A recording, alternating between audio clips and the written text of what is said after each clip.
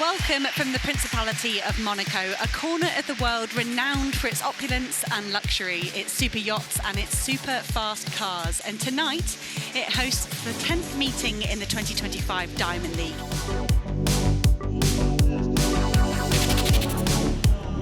We get the Monaco meeting underway with the men's under 23 200 metres. All eyes on Gout. The 17-year-old has a blistering personal best this year of 20:02. The teenage sensation, a new rising star of world sprinting, is making his Diamond League debut. Good start for Gout, immediately takes off strongly in lane 7. Coming out of the bend, 4 athletes are practically shoulder to shoulder. Let's see if the Australian can make the difference on the straight. Unleashing his signature long flowing stride, he's starting to pull away. He surges through the line. The clock reads 20:10, an excellent time considering the 1.9 metre per second headwind. A devastating final 30 metres. What a Diamond League debut for Gout. We move now to the women's shot put, second attempt for Sarah Mitten, her first 1917. It's a strong delivery, heading toward the 20 metre line. It's close, very close, and she knows it.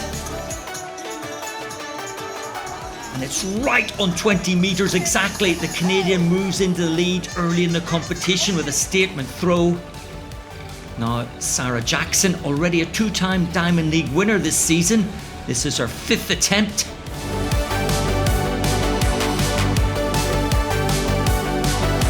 Big effort. That's out there near the 20 metre mark again. And that's 20:06. She edges ahead by 6 centimetres. The American takes over first place in dramatic fashion. Now for the final round, Jessica Schilder. One attempt left. And that is a powerful release. That is massive, absolutely massive. 20.39 metres. That's the best throw of the competition. Jessica Schilder surges into the lead on her final attempt and clinches the victory. Her second Diamond League win of 2025. It is the 400-metre hurdles, one lap of the track with those 10 barriers in the way. It's the first one here for 3 years. There is Cockrell, who Hannah mentioned just now, the Olympic silver medalist from last year, almost a second slower than Femke Bol so far this season, though, the American. She's in 7. Dalila Mohammed, former world record holder, the Olympic champion in Rio back in 2016. Set 2 world records, in fact. Loves to go out very hard. She will take this race to the others, I suspect. Amongst them, this athlete, Femke Bol, the reigning world champion from Budapest 2 years ago.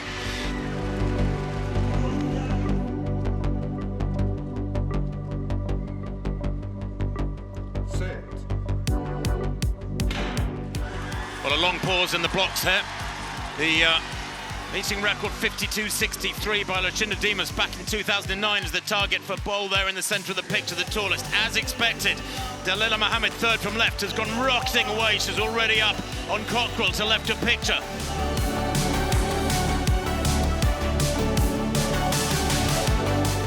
But look at Bol now, up on the shoulder of Dalila Mohammed. Mohammed led to 300 in Stockholm a couple of weeks back, but Bol looking very smooth, so smooth with 100 to run. Mohammed going in second place, got Cockrell chasing her hard there, but look at Bol now, and watch the clock too. Remember that meeting record, 52.63. Bol charging for the line, and gets there by a margin. 51.95. It's the fastest time in the world this year. The first time under 52 seconds in 2025. And as ever, Femke Bol, quite majestic from gun to tape. Never in any doubt, was it really? Such a delightful character, ever smiling, of course.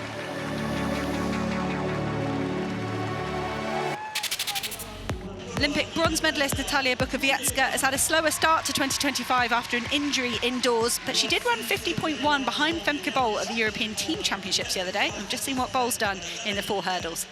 Nikisha Price of Jamaica goes in lane 6. She won the London Diamond League last season in a personal best, and she went under 50 for the first time, winning the Jamaican champs a couple of weeks ago. Maralady Paulino has replaced Shawnee Miller-Weibo as the #1 when you look at championships in the last few years, but she's not the fastest woman this year. Salwan Nasser is with 48.67. Aliyah Butler was second at USA's last year, semi-finalist at the Olympics. Lika Carver takes lane 3 for the Netherlands, European indoor champion this year. She's not gone under 50 outdoors, but has been running well over 200 metres.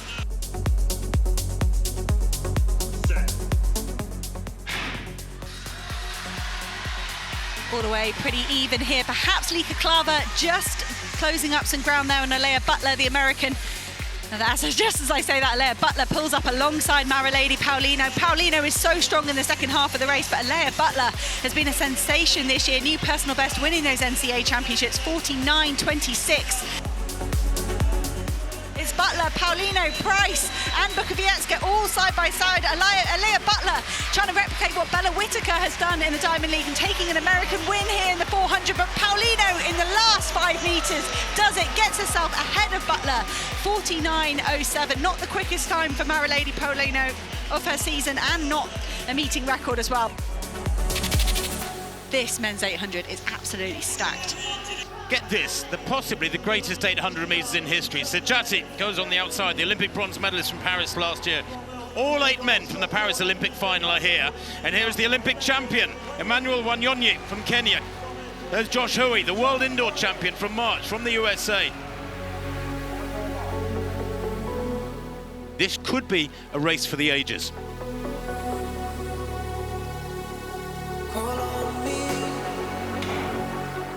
Now, I mentioned that the world record could be under threat here. 1:40.91 is the time David Rudisha ran at the London 2012 Olympics.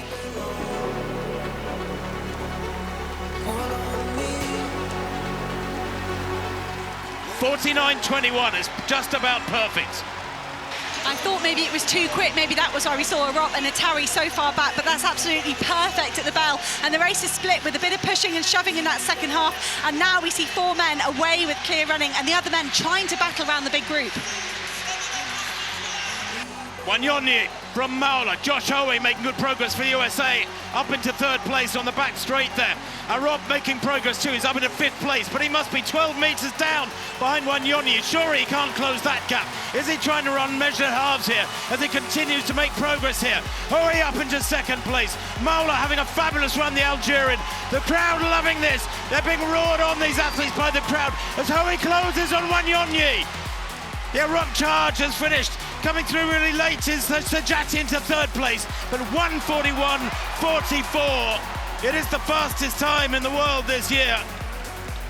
Only Wanyonyi himself and 3 other men have gone that quick in the history of 2-lap racing outdoors. And he wins there pretty comfortably, frankly. He controlled that one, did Wanyonyi.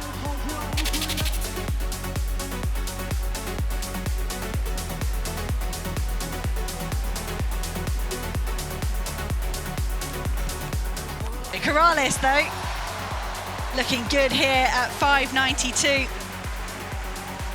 That's a nice clearance from Corrales. He's having to, in his quest to get on terms with Duplantis, Corrales is having to skip heights and you know, I think when he's in other competitions without Mondo, he will feel like he can just jump at heights that he wants to, but now he's having to be tactical, he's having to save energy so that he can be competitive over 6 metres. But that was a huge jump from Corrales. Duplantis up over 6 metres. This is his first attempt. He passed at 6 metres and 6.05 cleared the first time. So that's just his 3rd jump of the competition, Duplantis. 1 at 5.62, 1 at 5.92 and that at 6.05, whilst everyone else has kept jumping and jumping and jumping.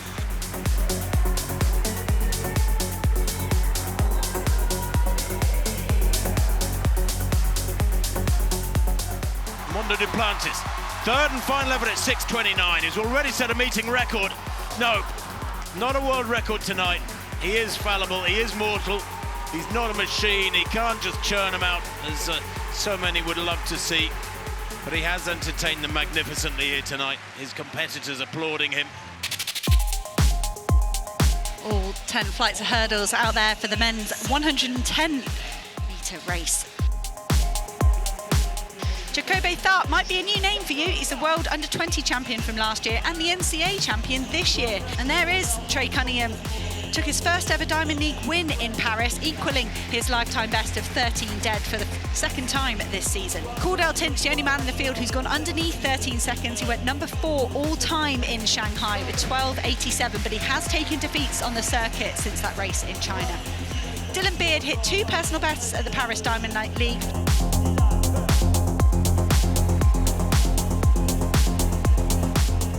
Has been great in the second half of his races. Cordell Tinch right alongside Trey Cunningham is getting all the way to the line, and Cunningham on the final hurdle gets it. 13.1 for Trey Cunningham. It's not the fastest times, still into a slight headwind. It's great that wind has dropped since the pre-programme events, but that is an important win for Trey Cunningham. Women's 1,000 metres, and we are going to have a couple of pace lights in this race. Addie Wiley having a good year, 157.5 for third in Rabat, her best so far. She is a 156 athlete for her personal best though. Nelly Chepchirchir is undefeated in 2025, the 1500 metre specialist. How will she go over 1,000? And there is the 2,000 metre world record holder from this event last year, Australia's Jessica Hull. I mentioned those pace lights set at the world record of 2:28.98. From Svetlana Mastakova, a mark that Faith Kipyegon has failed to beat on 2 quite serious attempts, and Jessica Hull is going to have a go.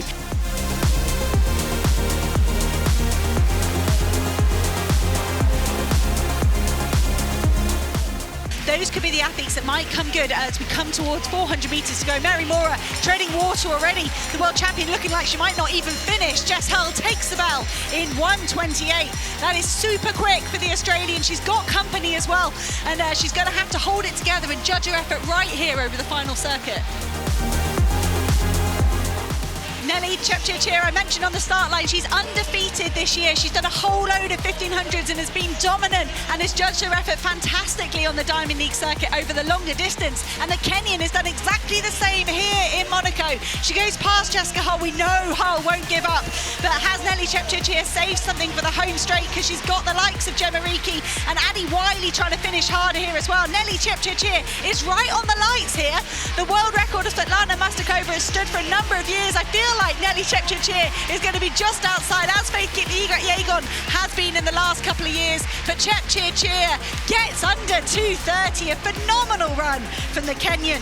Lowers her own personal best she set last year by quite some margin, and she's slotted herself into 3rd on the world list. Stefella, first attempt at 2:32 then in this high jump. Oh, nice. Yeah, the Czechia athlete is really enjoying himself out there. So Woo Sang-hok passing at 2:32. Here he goes for his first attempt at 2:34. Oh, he hit that with his hand. It's almost like he pushed it back on, Woo Sang-hok. That betters his season's best he set, winning the Rome Diamond League. And I mentioned Woo Sang-hok undefeated this year. He's had quite the 2025. I think he would have been disappointed with Paris, where he was just 7th place, but he's equalled the world leading mark indoors of Ole Doroshuk. Steffler had the outdoor mark at 2:33.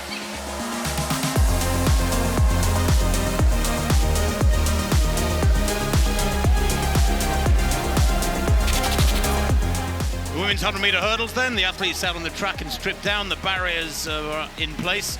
Devin Charlton, world record holder indoors for 60 hurdles, the Bahamian. Twice world indoor champion. Very fast start, but gets run down in the second half. Great start, goes in lane 4. 5th in the Olympics last year.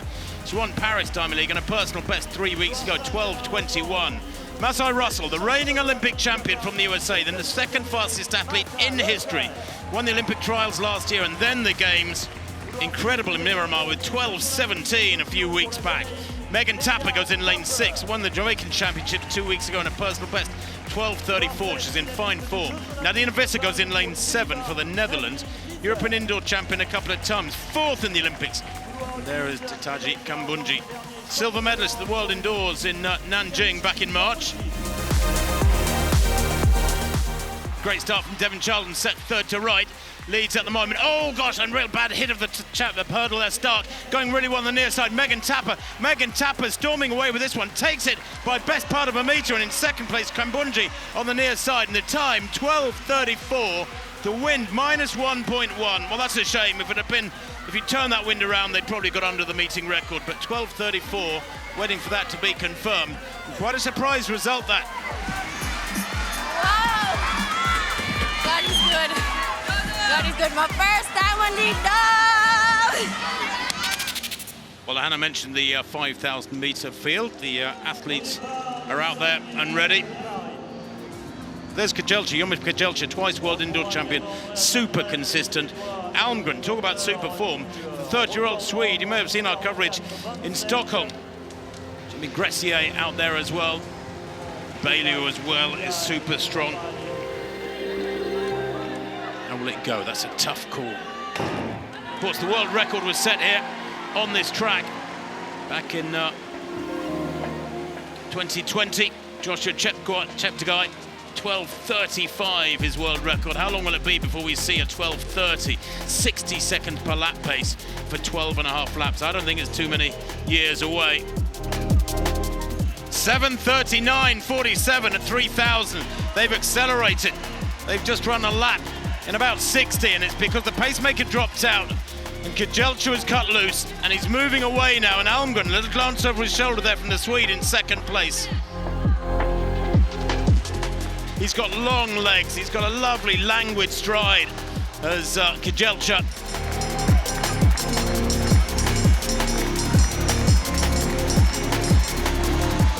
So they have been caught.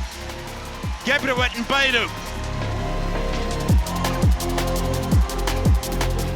He's a great finisher. He's a tough customer as Gressier. Great cross-country runner. And the German Abdullahi is having a fabulous run here as Kejelcha comes down the home straight for what's going to be a consummate win. Gressier tears into second place. He's going to take the second spot. Kejelcha 12:49, a tired last lap. Gressier second, Baidu third, Abdullahi in fourth place. Great running from them.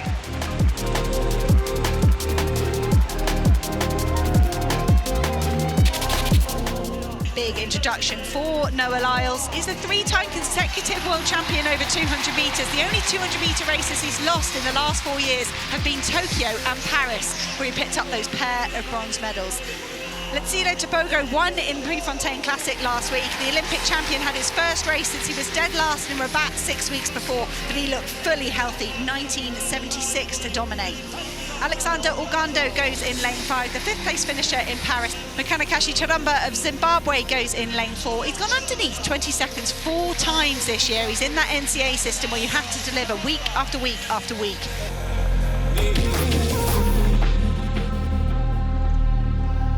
You are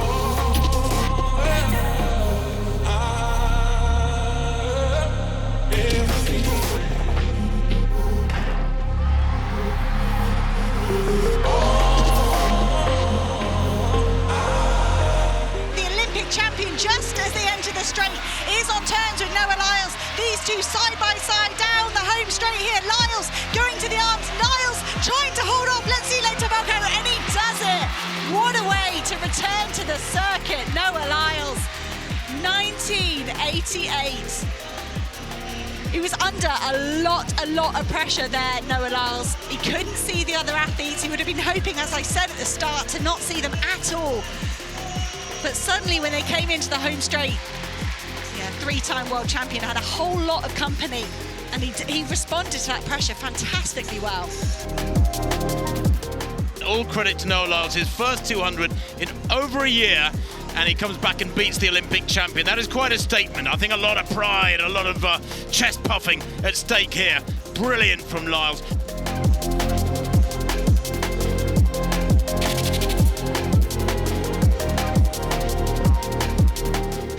He goes, just one last chance to add to that mark, and he might have done it just there, Jordan Scott. He's done a fantastic effort there. only 1 centimetre on the board for Jordan Scott. It is an improvement, 17.52. A new lifetime best for Jordan Scott. A strong following window, 1.9. It's picked up there. 2 massive jumps in rounds 5 and 6. What can Tricky do? Well, he's in second place still, the Algerian. This to find a bit more. Good speed. Not a bad effort. Not a bad effort. Gets a valid, the green light, valid attempt. But 17.23, he does find a little bit more. That's great competitive instinct there. He finds a little bit more. But Andy Diaz-Hernandez, the European and world indoor champion from this year, 17.52, the winning mark here at the moment.